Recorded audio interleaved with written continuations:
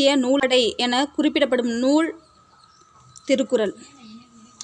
காளிதாசனின் தேனிசை பாடல்கள் எதிரொலிக்கும் இடம் காவேரிக்கரை. கலைக்கூடமாக காட்சி தருவது சிற்பக்கூடம். எதிர் ப்ளஸ் ஒலிக்க சேர்த்தெழுத கிடைப்பது எதிரொலிக்க. விரல் நுனி வெளிச்சங்கள் நூலின் ஆசிரியர் தாராபாரதி. அறத்தின் ஊன்றுகோலாக விளங்குவது அகிம்சை. கம்பரின் கவிதை வரிகளுக்கு இசையமைப்பவை கங்கையலை. பூமிக்கு எந்த வாசலாக இந்தியா திகழ்கிறது? பூமிக்கு எந்த வாசலாக இந்தியா திகழ்கிறது? கிழக்கு. கவிஞாயிறு என்னும் அடைமொழியை பெற்றவர் தாராபாரதி. கவிஞாயிறு என்னும் அடைமொழியை பெற்றவர் தாராபாரதி. இந்தியாவின் மேலாடையாக விளங்குவது மெய்யுணர்வு. இந்தியாவின் மேலாடையாக விளங்குவது மெய்யுணர்வு. ரவுலட் சட்டம் நடைமுறைக்கு வந்த ஆண்டு 1919. சென்னையில் இலக்கிய மாநாடு நடைபெற்ற ஆண்டு. சென்னையில் இலக்கிய மாநாடு நடைபெற்ற ஆண்டு 1937. காந்தியடிகள் தமிழ்நாட்டிற்கு வந்த ஆண்டு 1921. காந்தியடிகள் தமிழ்நாட்டிற்கு வந்த ஆண்டு 1921. தமிழ் கையேடை எழுதியவர் ஜி.யு. போப். தமிழ் கையேடை எழுதியவர் ஜி.யு. போப். காந்தியடிகளை கவர்ந்த நூல் திருக்குறள். காந்தியடிகளை கவர்ந்த நூல் திருக்குறள். இந்த பெரியவரின் அடிநிழலிலிருந்து தமிழ் கற்க வேண்டும் என்று கூறியவர் காந்தியடிகள். இந்த பெரியவரின் அடிநிழலிலிருந்து தமிழ் கற்க வேண்டும் என்று கூறியவர் காந்தியடிகள். காந்தியடிகளின் உடை அணிவதில் மாற்றத்தை ஏற்படுத்திய ஊர் மதுரை. எங்கள் தமிழ்நாட்டு கவிஞர் என்று ராஜாஜியால் பாராட்ட பெற்றவர். எங்கள் தமிழ்நாட்டு கவிஞர் என்று ராஜாஜியால் பாராட்ட பெற்றவர் பாரதியார். மைசூரிலிருந்து படையனுப்பி வேலு நாச்சியாருக்கு உதவியவர் ஐதர் அலி. வேலு நாச்சியார் சிவகங்கையை மீட்ட ஆண்டு 1780. வேலு நாச்சியார் சிவகங்கையை மீட்ட ஆண்டு 1780. வேலு நாச்சியாரின் காலம் 1730 1796. வேலு நாச்சியார் காலம் 1730 1796.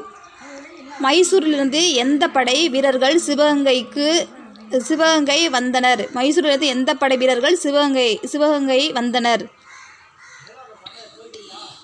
குதிரைப்படை. வேலு நாச்சியாரின் ஆண்கள் படைப்பிரிவுக்கு தலைமையேற்றவர் மருது சகோதரர்கள். வேலு நாச்சியாரின் ஆண்கள் படைப்பிரிவுக்கு தலைமையேற்றவர்கள் மருது சகோதரர்கள். சிவகங்கை கோட்டை கதவுகள் திறக்கப்படும் நாள் விஜயதசமி. சிவகங்கை கோட்டை கதவுகள் திறக்கப்படும் நாள் விஜயதசமி. வேலு நாச்சியாரின் பெண்கள் படைப்பிரிவுக்கு தலைமையேற்றவர் குயிலி. வேலு நாச்சியார் பெண்கள் படைப்பிரிவுக்கு தலைமையேற்றவர் குயிலி. வேலு நாச்சியார் யாருக்கு நடுகள் நடுவதற்கு ஏற்பாடு செய்தார்? உடையாள்.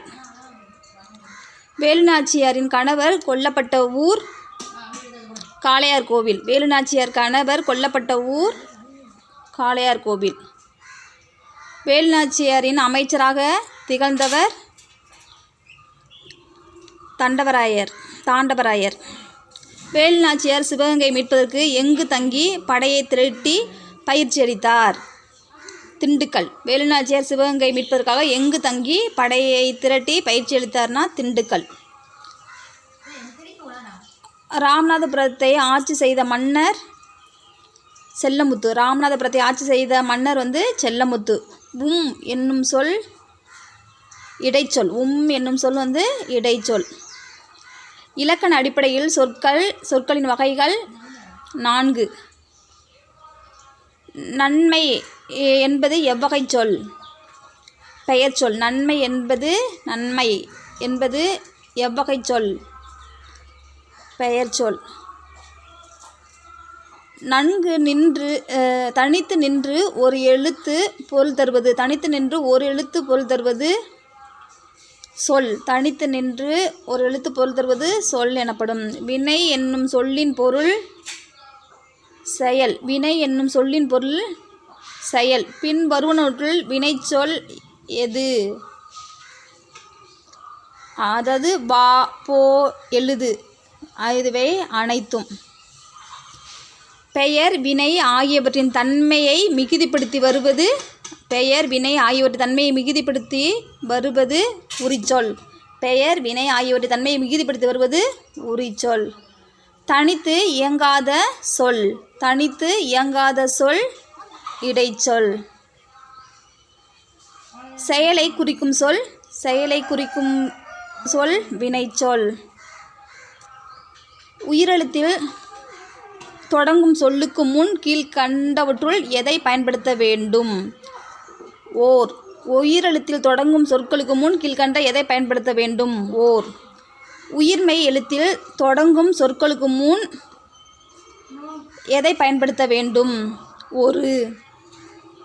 சுதேச நாவாய் சங்கம் என்ற நிறுவனத்தை பதிவு செய்த ஆண்டு 1906.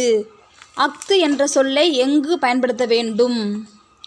உயிரெழுத்தில் தொடங்கும் சொற்களுக்கு முன் அஃது என்ற சொல்லை எங்கு பயன்படுத்த வேண்டும்? உயிரெழுத்து தொடங்கும் சொல்லுக்கு முன். அது என்னும் சொல் எங்கு பயன்படுத்தப்படும்? உயிர்மெய் எழுத்தில் தொடங்கும் சொல் முன். அது என்னும் சொல் எங்கு பயன்படுத்தப்படும்? அதாவது உயிர்மெய் எழுத்து தொடங்கும் சொல் முன். பேட்ரியட்டிசம் என்பதன் கலைச்சொல் நாட்டுப்பற்று. பேட்ரியட்டிசம் என்பது எதனுடைய கலைச்சொல்னா நாட்டுப்பற்று. கண்ணி என்பது எத்தனை அடிகளால் பாடப்படும் பாடல்? 2.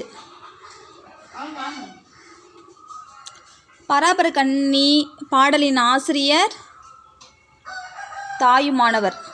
கூர் என்பதன் பொருள் மிகுதி. ஏவல் என்பதன் பொருள் தொண்டு. சோம்பல் என்பதன் எதிர்ச்சொல் சுறுசுறுப்பு.